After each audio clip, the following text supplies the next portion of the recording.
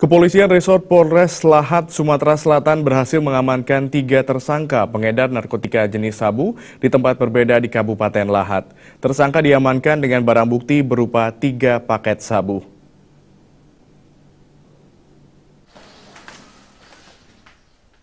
Satuan Satres Narkoba Polres Lahat berhasil meringkus 3 pelaku pengedar dan pecandu narkoba di Kelurahan Pasar Lama, Kota Lahat, Kabupaten Lahat.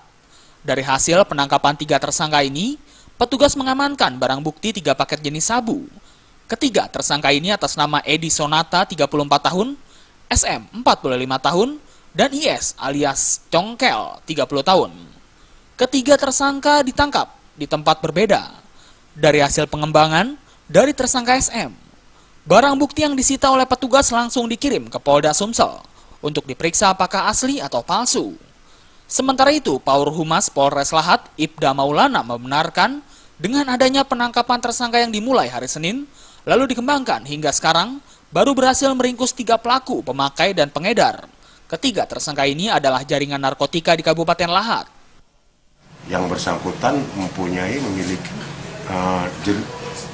narkotika jenis sabu.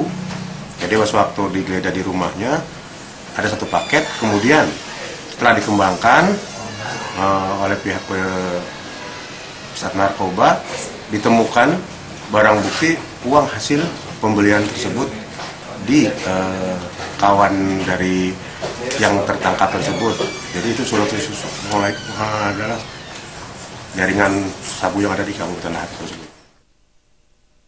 Untuk mempertanggungjawabkan atas perbuatannya, ketiga tersangka terpaksa mendekam di sel tahanan Mapolres Lahat. Guna pengembangan lebih lanjut, bagi hukuman pengedar, pihak kepolisian mengancam kurungan di atas 15 tahun penjara. Dari Lahat, Sumatera Selatan, Jamil Hasan melaporkan.